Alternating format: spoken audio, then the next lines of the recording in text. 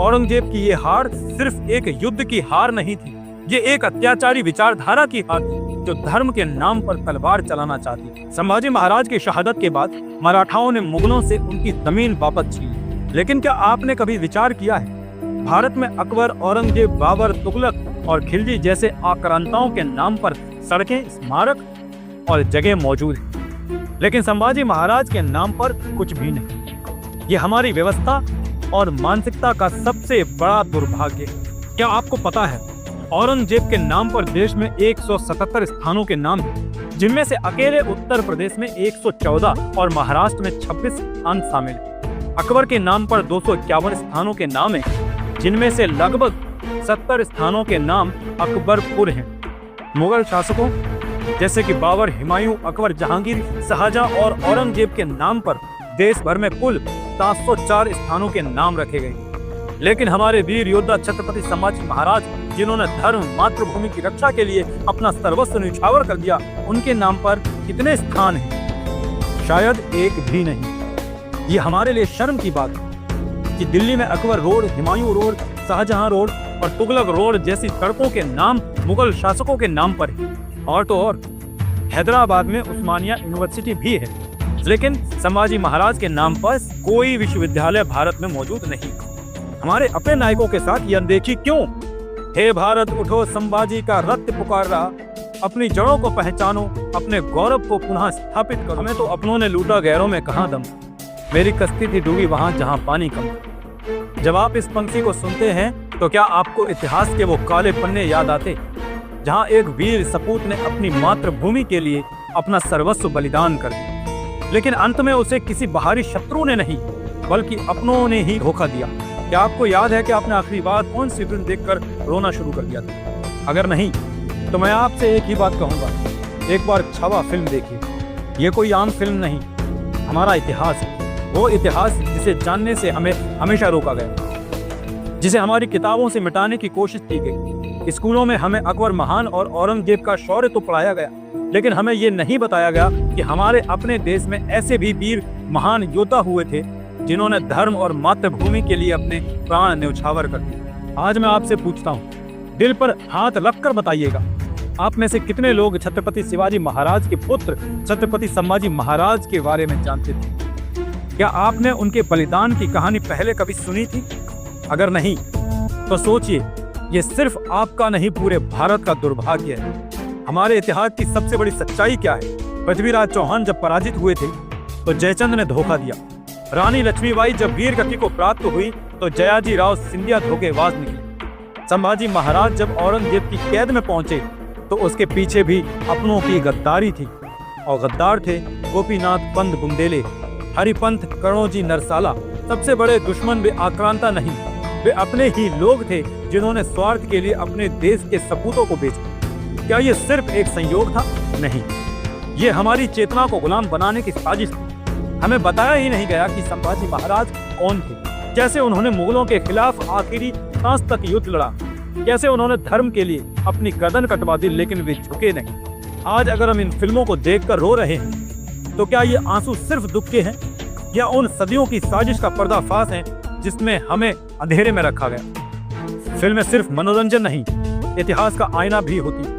भारत में हर साल हजारों फिल्में बनती हैं। हम उन्हें देखने जाते हैं, पैसे खर्च करते हैं, चंद घंटों का मनोरंजन पाते हैं और फिर भूल जाते हैं। लेकिन कुछ फिल्में सिर्फ मनोरंजन नहीं बल्कि हमारी आत्मा को झकझोरने का काम भी करती है। अगर आपको खुद पर गर्व करना है, अगर आपको हिंदू और सनातनी होने पर गर्व करना है तो जाइए और छावा देखिए। अपने बच्चों को ये फिल्म दिखाइए ताकि आने वाली पीढ़ी कभी ना भूले कि हमारे पूर्वज कौन थे और उन्होंने हमारे लिए क्या बलिदान दिया था। इस वीडियो को आखिरी तक जरूर देखिएगा, क्योंकि हम इस वीडियो में सिर्फ छावा की कहानी नहीं बल्कि उस पूरी साजिश को उजागर करने जा रहे हैं जिसने हमारी असली पहचान को हमसे छीन लिया।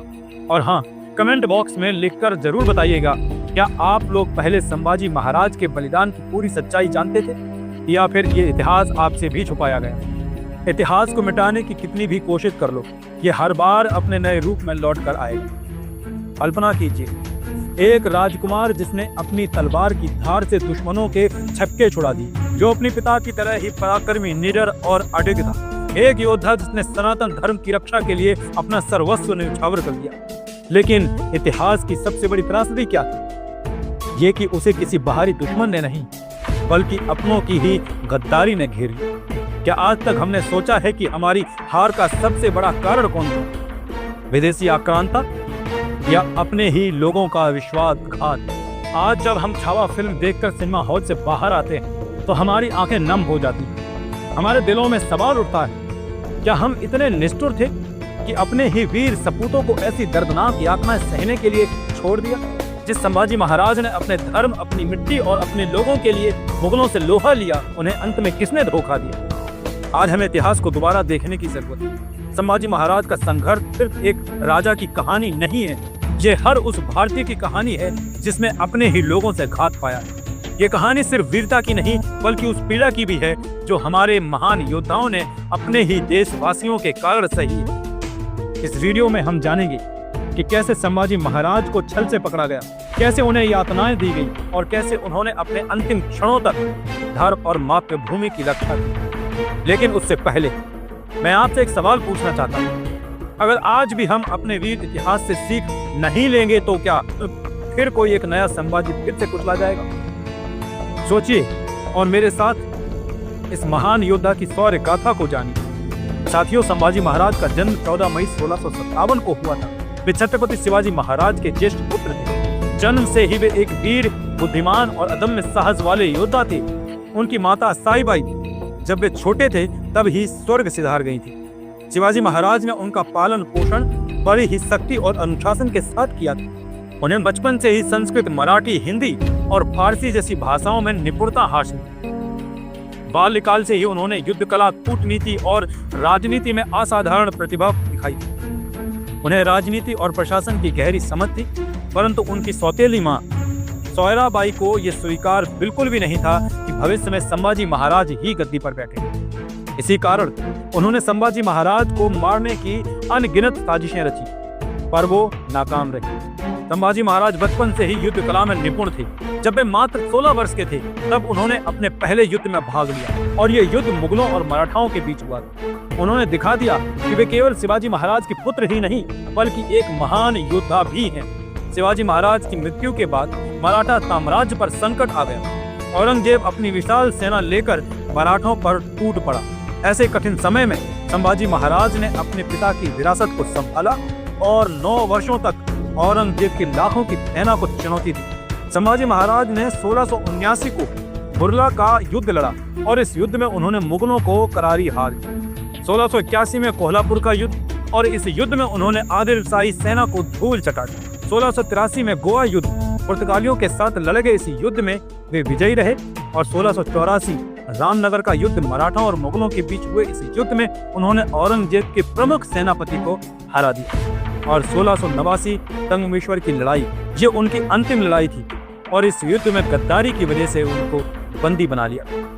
संभाजी महाराज ने कई बार अपने राज्य के भीतर ही गद्दारी का सामना किया। उनकी सौतेली मां सोयराबाई ने उन्हें गद्दी से हटाने का प्रयास किया और अपने बेटे राजा राम को राजा बनाना चाहा। उनके मंत्री बालाजी आपजी ने भी उनके विरुद्ध साजिशें रची। जब वे संगमेश्वर में थे तब उनके अपने ही विश्वास पात्र गंगाधर यादव और गणपत राव ने मुगलों से मिलकर उन्हें धोखा दिया। जब संभाजी महाराज को मुगलों ने पकड़ा तब औरंगजेब ने उन्हें इस्लाम कबूल करने का आदेश दिया, लेकिन संभाजी महाराज ने स्पष्ट रूप से कहा, हम हिंदू ही जन्मे हैं और हिंदू ही मरेंगे, चाहे हमें कितनी भी यातनाएं दी जाएं। इस उत्तर को सुनकर औरंगजेब तिलमिला गया। उसने उनके शरीर पर क्रूरतम अत्याचार किया।